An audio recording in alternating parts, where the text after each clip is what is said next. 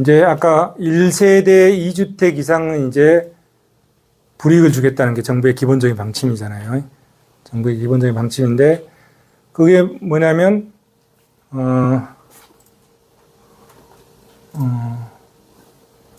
지금 프레임이 정부의 생각이 이런 것 같아요. 자, 주택 가격이 올랐다. 주택 가격이 폭등하고 있다. 폭등해서는 안 되잖아요. 이걸 잡아야 되는데 잘 안 잡혀. 그래서 이제 정책을 펴자. 정부에서 이제 정책을 펴잖아요. 이걸 잡기 위한 정책을 펴는 거죠. 잡기 위한 정책을 펴는데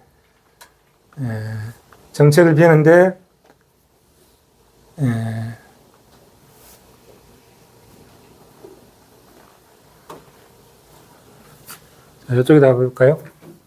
자, 이거는 이제 시장 경제가 돌아가서 여기서 기술을 플러스 해가지고 X제 옷을 만들든지, X제가 쌀이죠. 쌀. Y제 옷을 만들든지, H, 주택을 만들든지, 이런 문제잖아요. 주택을 만드는 게 의식주를 해결한다고 그랬죠. 아까 내가 어디서 했죠? 의식주를 해결하는 거예요. 의식주. 자, 의식주를 해결하는 거잖아요. 그러면 이거는 이제 일반 경제학이잖아요. 일반 경제학이야. 일반 경제, 미시경제죠. 뭐 어디든지 다 적용되는 일반 경제. 이거를 의식만 가지고 주로 설명을 하죠. 경제학 책에서는. 그죠? 의식만 가지고. X제가 어떻고 Y제가 어떻고 세 개를 동시에 넣고 설명하는 기술이 없잖아요, 지금. 상품 공간에 세 개를 동시에 넣고 설명하면 너무 복잡해. 안 돼. 그래서 그 기술이 없다 보니까 이제 이거는 일반 경제학이고, 경제학 그러면 이거는 일반 경제, X제, Y제잖아요. X제, Y제를 다루는 일반 경제학이고, 특별한 분야가 있어요. 부동산 경제학이다. 부동산 경제학. 부동산 경제학은 뭘 다룹니까? H를 다루는, 주택을. 어마어마하게 중요한 거예요. 어마어마하게. 우리는 뭘 해결한다고? 평생 의식주를 해결하기 위해서 우리가 지금 돈을 벌고 여러분들이 여기 와서 공부하고 있는 거야. 그렇잖아요. 의식주만 해결해 버리면은 어떻게 되죠? 이 세상이 얼마나 행복한 세상인지 몰라.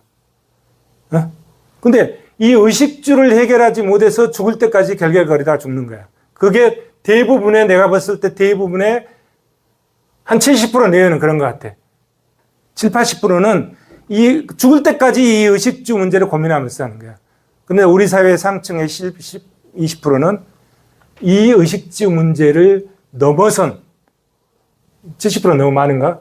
넘어선 그 단계의 삶은 너무너무 행복한 삶이야.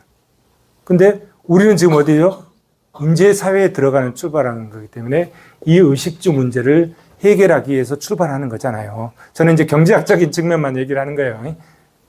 그러면 여기서 이제 일반 경제학은 쌀과 옷, 그 다음에 부동산 경제학은 뭐다? 주택을 다루는 거다, 주택을. 그래서 부동산 경제학은 어떻게 접근하냐면 이렇게 접근. X축에 하우스, H, 주택을 놓고, 자, 부분균형 분석하면 Y축에 P, H, 주택 가격이다. 이렇게 놓고 보는 거잖아요. 그래서 주택의 수요가 어떻고, 주택의 공급이 어떻고, 이런 거죠. 그런데 지금 공급이 없잖아요. 부동산이란 거는 공급이 제한돼 있어요. 공급이. 자, 공급이 원래는 이 공급 곡선이 이렇게 돼 있다. 공급 곡선이 토지를 놓고 봅시다. 토지의 공급 곡선은 이렇게 돼 있어요. 토지의 토지, 랜드 그럴까요? 땅. 토지의 공급 곡선은 일정하다. 완전 비탄력적이야.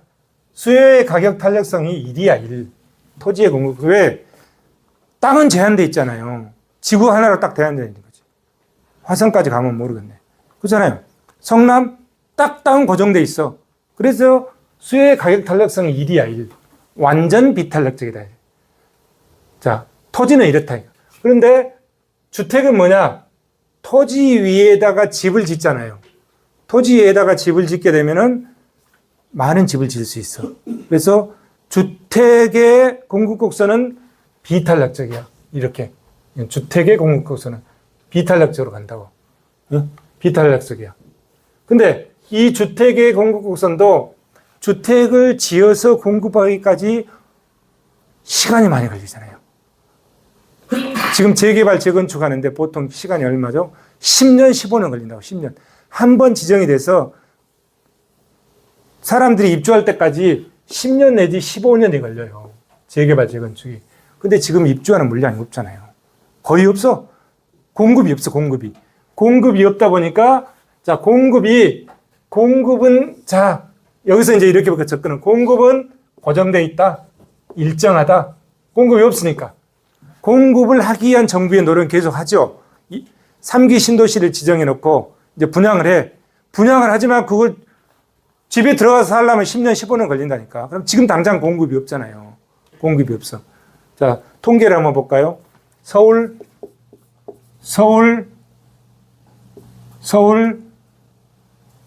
가구수 390만 채. 서울 인구수, 주택수 390만 채, 가구수 420만 채. 몇 채 부족합니까? 30만 채 부족하잖아요. 30만 채가 부족하다고. 기본적으로 지금 서울의 주택이 30만 채가 부족한 상태야. 근데 1년에 결혼하는 사람이 결혼 신규자가 우리나라 전체 얼마나 될까? 한 20만 쌍 된대요. 정확한 통계는 아니야. AI한테 물어봐서 정확한 통계는 아니면 AI도 근사치는 얘기하잖아요. 20만 채. 20만 가구. 근데 그 중에 서울에서 결혼하는 사람이 4만 9천 가구. 4만 9천 쌍이 서울에서 결혼해요. 그러면 현재도 30만 채가 부족한데 서울에서 매년 4만 9천 가구가 새로운 가구가 탄생하잖아요. 부족한 거야, 주택이. 주택이 부족한 거야. 그래서 주택은 고정돼 있는데, 고정돼 있는데 가격이 계속 오르거든. 그럼 어떻게 해야 돼? 이 가격이 여기잖아요. 가격이 여기인데 이게 지금 강남 같은 경우에는 너무 높잖아요, 강남이. 평당 1억, 지금 평당 2억이잖아요. 너무 높아. 그러다 보니까 이 강남 집값을 잡기 위해서 어떻게 되나요? 이거는 늘릴 수가 없거든. 이거는 늘릴 수가 없으니까 어떻게 해야 돼?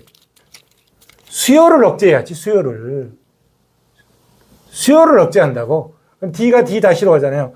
수요를 억제하면 가격이 떨어지잖아요. 가격이 가격이 떨어지잖아요. P1으로 가격이 떨어져. 자, 이거는 피상적인 거야. 기본 이론은 맞죠. 수요를 억제하면. 그러면 지금 그렇잖아도 지금 수요가 부족한데, 수요가 넘쳐난데, 30만 가구 수요 초과잖아요. 그 다음에 4만 9천 가구 수요 초과가 발생하잖아요. 지금도 이런데 수요가 부족한데 수요 초과 현상이 생기잖아요. 그런데 수요를 더 억제시키고 있어, 지금 정책이.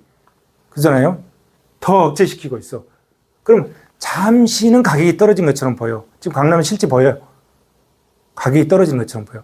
그런데 지금 이제 주택 정책이 어떻게 하냐면 이게 이제 대출 규제, 세금 규제, 그 다음에 지역 규제를 쳐요. 주택 정책이 세 가지를 한다고. 자, 이건 지금 우리가 지금 설명하고 있는 거 대출만 설명하고 있는 게 대가. 세금만 설명하고 있는 거잖아요. 우리는 조세론 시간이니까. 근데 대출 규제가 얼마냐면 15억까지는 15억 밑으로는 6억 대출을 해주고 15억에서 25억까지는 4억 대출을 해주고 25억 이상은 2억 대출을 해준단 말이에요. 2억.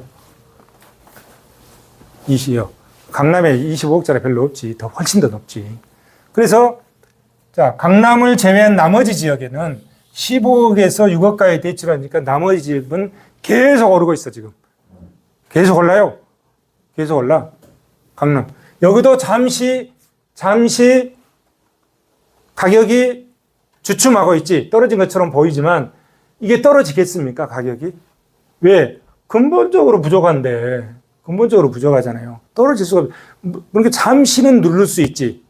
공급이 없이 수요를 억제하면 잠시는 누를 수 있지만 결국은 어떻게 간다? 결국은 보실래요? 결국은 이렇게 간다. 이거 주택은 내가 안 해놨네. 이건 뭐요? M2 통화량이 이렇게 증가하잖아요. 이렇게 증가한다고. 자, 이거는 뭐예요? 국내 총 생산 GDP도 이렇게 증가하잖아요. GDP도 증가하잖아요. 주택가격 지수도 계속, 주택가격 여기도 이거나 주택이나 비슷해요. 여기 보세요. 자, 2003년도, 2003년이죠. 2003년도에 얼마야? M2 통화량이 846조였어, 우리나라가. 근데 작년 12월 31일 2025년도에 4,100조잖아요. 4,100조. 몇 배가 올랐습니까? 4.84배 올랐어. 이거 보이잖아요. 이렇게. 4.84배가 올랐어. 4.84배가 올랐어. 이거는 뭐예요? 이거는 뭔 말입니까? 국가가 계속 화폐를 늘린 거예요. 통화량을 늘린 거지. 예? 통화량이 증가하면 어떻게 됩니까? 화폐 가치가 계속 하락하는 거예요. 화폐 가치가 떨어지는 거야. 그렇죠? 우리 경제학관이가 너무 잘 알잖아요. 떨어져. 그러면은 몇 배? 화폐 가치가 5배 떨어진 거야. 5배. 그러면은 아파트 가격을 보면은 자, 이때 2003년도에 3억 5천 하던 아파트 값이 2025년도에 실질 시장에서 보니까 16억을 하고 있더라, 이거야. 몇 배 올랐냐면 4.5배 올랐어. 이 아파트 가격이 이렇게 올랐어. 4.5배. 4.5배 올랐어. 통화량은 4.84배 올랐어. 뭐가 아파트 값을 끌어올렸습니까? 통화량이 끌어올린 거야. 화폐 가치가 떨어진 만큼 뭐가 되죠? 아파트 가격이 그냥 올린 거야. 누가 올렸습니까, 아파트 값? 여러분 부모가 올렸습니까? 정부가 올린 거야, 정부가. 정부가 올렸다니까. 이 시장이 올린 거예요, 아파트 값을. 이 시장이 아파트 값을 올렸는데 이 시장에 참여해서 열심히 돈 벌어가지고 세금 낸 사람들이 이 아파트 값을 올렸다고 범죄인 취급해서 때려잡으려고 하면 되겠습니까? 이건 진단을 잘못한 거지.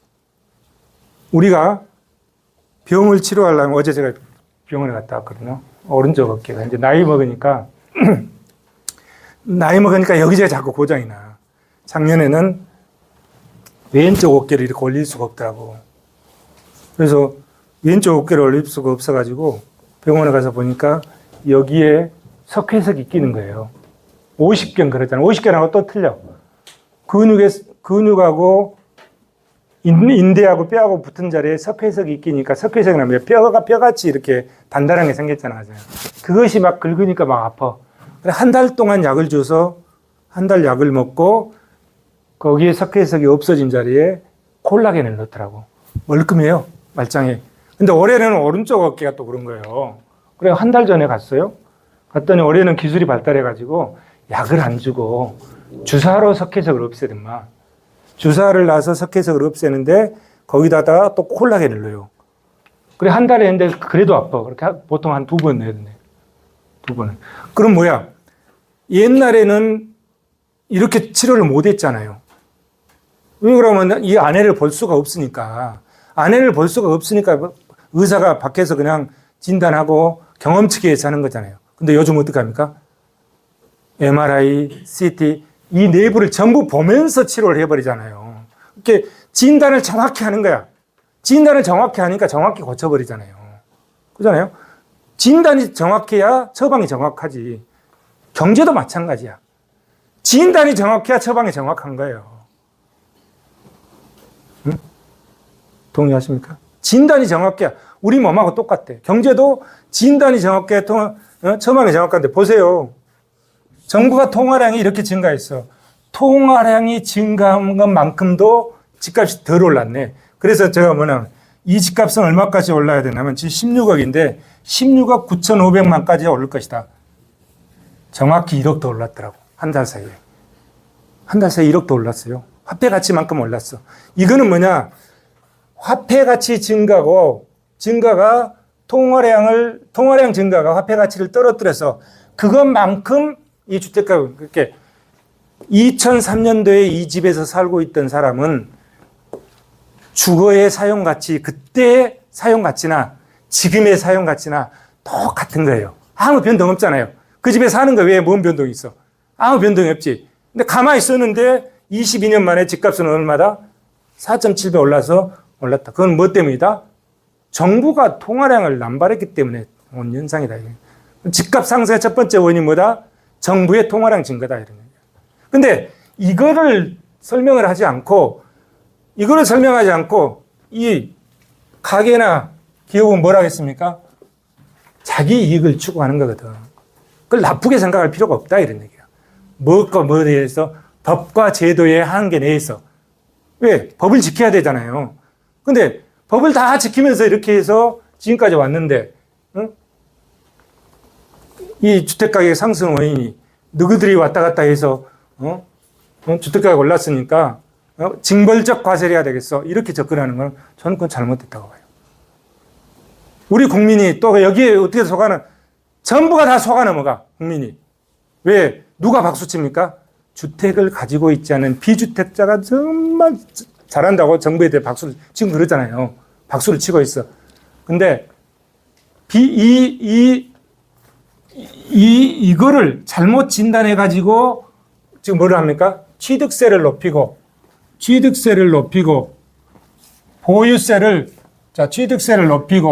보유세를 높이고 이걸 높이는 이 증상이 다 누구한테 가는 줄 아세요? 비주택자한테 다 간다고. 우리가 첫 시간에 얘기했죠. 조세는 뭐라고 그랬습니까? 떠넘긴다고 그랬잖아요. 떠넘김. 이걸 뭐라고 그랬죠? 전가라고 그랬잖아요. 조세는 힘이 있는 사람이 힘이 없는 사람한테 떠넘기는 거예요. 이걸 조세의 전가라고 그랬잖아요. 힘이 있는 사람이 힘이 없는 사람한테 떠넘긴다고. 이 사람은 힘이 있는 사람이지. 주택을 가지고 있으니까. 자, 이 시장만 놓고 보자고. 그럼 비주택자는 힘이 없어요. 그럼 비주택자는 어떻게 살아야 돼? 여기는 자가잖아요. 자가. 주택을 가지고 있지 않은 사람은 전세 살아야지. 또 전세금 대출도 요즘 안 해주더라고. 전세를 못 살면 뭐예요? 월세 살아야죠. 월세를 살아야 된다. 자, 자가가 제일 행복한 사람. 전세, 자가의 준비 단계, 월세, 제일 불행한 사람이지. 여러분들은 자가에 살고 싶습니까? 월세에 살고 싶지. 내 집 마련에 살고 싶지. 자, 여기서 이제 우리가 한 가지 더 봐야 돼요. 여기서, 자, 전세를 사는 사람은 현금을 가지고 있는 거예요. 현금 보유야. 월세를 가지고 있는 사람은 현금도 없다. 자가를 가지고 있는 사람은 뭐야? 자산 보유. 자, 이게 인플레이션이잖아요. 우리 경제학적으로 이게 인플레이션이라고 하지. 인플레이션에 가장 지대한 영향을 미친 것이 통화량의 증가다. 통화량의 증가잖아요. 그러면 이 통화량이 증가해서 여기까지 올 때까지, 이렇게 올 때까지 통화량 증가를 다시 얘기하면 인플레이션을 해치하는 수단은 뭐야? 자산을 보유해야 되는 거야. 자산을. 인플레이션을 99% 해치했잖아요. 99% 해치했잖아요. 자산을 보유했기 때문에. 만약에 이 사람이 여기서 전세를 살고 있었다. 전세 살고 있으면 한 3억 5천에 전세 한 10억은 됐겠네. 10억은. 이거는 16억 됐는데. 인플레이션 해치가 안 되는 거예요. 그래서 현금은 인플레이션 해치가 안 된다. 현금. 여러분, 요즘 풍조가 그렇잖아요. 내가 지금 사회에 나가서 어떻게 집을 사? 야, 나는 포기했어, 집 사는 거. 그래서 그냥 적당히 차부터 사고, 어디 놀러 가고, 이것부터 그 생각 버려야 됩니다. 노후에, 결정적으로 노후에 불행이 다가오는 거야. 지금 사는 거는 괜찮지. 지금 사는 거. 그러나 인플레이션 해지가 전혀 안 돼. 그런데 정부는 무조건 이렇게 갑니다. 이게 복리로 가는 거야, 복리로. 이게 지금 22년이기 때문에 이거지만은 40년, 50년을 가잖아요. 그럼 어떻게 가죠? 이렇게 가버려, 이렇게. 이게 복리 효과야. 그래서 자산을 소유하는 사람은 복리 효과의 혜택을 누리는 거예요. 자산을 소유하지 못하고 전세나 월세를 사는 사람들은 이 사람들이 현금 보유자들이잖아요. 인플레이션 혜택을, 해지가 전혀 안 되는 거지. 응. 궁금한 게 있는데, 응. 그러면 M2. 그 M2의 증가 비율, 그러니까 증가 배율보다 응. 그 집값 증가 배율이 결국은 낮아요, 아직 낮아. 결국 4.8살에서 네, 낮아. 결국은 낮은 거고. 낮은 거지. 그러면 이제 결과적으로는 이제 집을 보유하는 게 집을 보유해서 그 인플레이션을 좀 해지할 수 있는 거지. 네. 그러면 약간 정부 정책 방향이 약간 정부 정책이 약간 전 국민이 좀 집을 보유할 수 있게 좀 정책이 짜져야 하는 건가요? 정부 정책은 항상 전 국민이 집을 보유하도록 지금 하는 거예요, 정책이. 그래서 다 박수 치는 거지, 전세, 월세라들이. 만약에 그러면 그 월세라든지 이런 거를 지원하는 쪽으로 하면 방향이 잘못 잡히는 건가요? 아니, 그러지는 않죠. 왜 그러냐면, 어느 날 갑자기 집을 살 수가 없잖아요. 최소한 10년, 20년 일을 해야 집을 사지. 저도 그랬어요. 그렇잖아요. 월급 타서 알뜰살뜰, 저는 저만 직장 생활하고 우리 집사람은 이제 주부니까. 근데 여러분들은 현대 세대는 다 부부가 같이 하잖아요. 그 알뜰살뜰해서 아끼고 해서 자본을 축적해서 집을 사는 거지. 어디서? 이렇게. 여기서 월급 받아서 세금 내고 매년 그걸 축적해서 한 10년을 잡아야 되겠죠. 부부가 하니까 옛날에 한 8년이었는데 지금 한 10년은 일을 해야 주택 하나를 살 수가 있잖아요. 부부가 같이 벌어서 하는 거죠. 뭐. 이런 거죠. 자. 그런데 이제 여기서 보면 이제 여기서 또 이제 문제가 생겨요. 이거는 표준적인 거야. 자.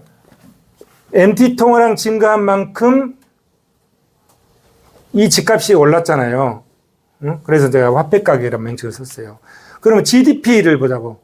GDP는 실제 우리나라 호주머니에 들어온 돈이잖아요. 실물 가치가 아니라 돈의 가치잖아요. 돈의 가치도 보면은 얼마나 늘어났습니까? 돈의 가치는 3.7배 늘어났지. 그러니까 돈의 가치 증가보다도 정부에서 통화량을 더 많이 증가시켰다 이런 얘기야. 이게 이제 잘못된 거지. 이 돈의 가치 GDP 증가에 맞춰서 이게 증가하면은 안정성을 유지할 수 있지 않을까 하는 생각이 들거든요. 근데 GDP 증가는 3배인데 돈의 가치는 화폐량은 5배 증가시켜 버렸잖아요. 2배를 더 증가시켰어요. 그러니까 화폐 가치가 하락되면서 이런 현상이 생기는 거지. 저는 뭐 달리 볼 수도 있어요. 근데 제가 봤을 때는 그런 것 같아. 소득은 이렇게 증가했잖아요. 소득은. 정확한 통계예요, 이게. 지금 통계치 정확한 수치를 가지고 얘기하는 거니까. 만약에 이걸 반박하고 싶으면 통계를 가지고 반박을 해야지. 감정으로 반박하면 안 되고. 이렇게. 근데 이제 여기에 문제가 이제 뭐가 있냐면, 요거까지는 좋아. 요거까지는 감당할 수 있어. 여기까지는. 자, 통화량 증가만큼 인플레이션을 해치했잖아요. 여기까지는 감당할 수 있어. 소득보다 높았더라도. 근데 문제는 어디서 생기냐면, 이제 강남에서 생기는 거지. 강남 주택은 이게 4.57배가 아니야. 강남 주택은 거의 10배 이상이 되지. 이렇게. 통화량은 4.84배만큼 증가했는데 주택 가격은 통화량 증가를 뛰어넘어서 통화량 증가의 2배치 이상 증가했다 이런 얘기야. 이게 이제 문제가 심각한 거죠. 그죠? 강남 주택은 이랬다니까. 강남 서초 송파 마용성 이쪽 지역은 이런 문제가 생겼어. 그럼 왜 이런 문제가 생겼을까? 물론 다른 많은 원인들이 있겠지. 근데 이것도 결정적인 영역이잖아요. 소득의 증가만큼만 화폐량을 발행했으면 할 텐데 경제 규모가 커지다 보니까 소득 증가 이상이 발행하게 되고 그러한 것들이 주택가격에 영향을 미치고 여기는 더 폭발적으로 영향을 미쳤잖아요. 이건 4.57배인데 거의 10배야, 10배. 10배. 여기는 지금 평당 4천만 원인데 여기는 평당 2억까지 가버리잖아요. 그러니까. 근데 이렇게 가격이 오른 건 또 한편으로는 세계적인 현상인 것 같아. 예? 세계적인 현상인 것 같은데 그렇더라도 너무 심하다. 그래서 이거를 잡기 위해서 정부가 이제 이런 정책들을 펴는 거죠. 조세 정책을 펴는 거지. 어떻게? 보유세를 이제. 그래서 지금까지 나온 정부의 정책은 뭐냐? 이 주택 가격을 안정화시켜서 서민의 모든 사람들이 1세대 1주택을 갖게 하고자 하는 건 굉장히 좋은 정책 방향이에요. 좋은 정책 방향이에요. 그런데 어떤 문제가 생긴다? 그 부분까지 설명하면 시간이 많이 걸리는데 여기에 이제 세금들을 부과하게 되면 힘 있는 자가 힘 없는 자한테 조세를 다 전가시키는 현상이 생겨서 지금 서울 전세가 없어 난리잖아요. 전월세 폭등 현상이 생기잖아요. 여기까지 바라보지는 못하는 것 같아요, 정부가. 응? 취지는 좋아요. 취지가 좋으니까 세부적인 내용을 모르는 이 사람들은 전부 박수 치니까 지금 지지도가 65%, 66%가 나오잖아요. 근데 결국은 그게 어떻게 된다? 그게 포퓰리즘이고 그것이 이 사람들의 발목을 잡고 더 힘들게 만들어준다. 왜? 이 진단이 잘못됐기 때문에. 저는 그렇게 봅니다. 진단이 잘못됐어. 완전히 진단이 잘못되고 전부 범죄인식이 되잖아요. 이 사람들도 성실하게 세금을 낸 사람이고 강남에 2억 있는 사람도 성실하게 세금을 낸 사람들이야. 다. 세금을 낸 사람들에 대해서 감사한 마음과 고마운 마음으로 국가가 접근해야 되는데 자, 이 정부는 이렇게 해놓고 이 옳은 것이 전부 투기꾼 때문에 됐다. 이렇게 접근하는 거는 제가 봤을 때 진단이 조금 잘못되지 않았나 하는 생각이 들어요. 그래서 지금 이 시간이 자산과세의 재분배 기능을 설명하다 보니까 너무 시간을 많이 할애했습니다. 그래서 제가 페이스북에다가 오늘 이걸 그대로 글을 써놨어요. 이 통계치를 가지고. 통계를 가지고. 다주택자가 투기의 원흉인가? 응? 정부의 통화량 남발이 원인인가 해서 글을 써놨는데 물론 제 말이 다 맞지는 않겠지만 아무튼 진단이 잘못된 것 같아요. 그리고 취지는 좋아요. 취지는 좋은데 이 경제가 돌아가는 이 메커니즘을 디테일하게 이해하지 못하기 때문에 너무 그 피해는 다 누구한테 간다? 이쪽으로 갔어요. 이쪽으로 전가되는 거지. 전가될 것 같아요. 거의 제가 봤을 때 90% 이상 전가됩니다. 90% 이상. 전월세 대란. 나고 이제 6월달 지방선거 때문에 보유세 인상은 얘기를 안 했는데 7월달에 이제 보유세 인상하는 법 개정을 할 거라고. 아까 뭐라고 했습니까? 과세 표준은 벌써 18.7% 올랐어. 아까 어디요? 과세 표준은 벌써 18.7% 주택 가격이 올랐어요. 근데 거기에다 이제 세율까지 더 올리는 거예요. 세율까지 올리게 되죠. 그러면 제가 봤을 때 이런 것 같아. 지금 여기서 이 주택 가격을 지금 망치로 지금 때리잖아요. 주택 가격을 때리는데 어떤 현상이 있냐면 자, 여기서 조금만 더 보면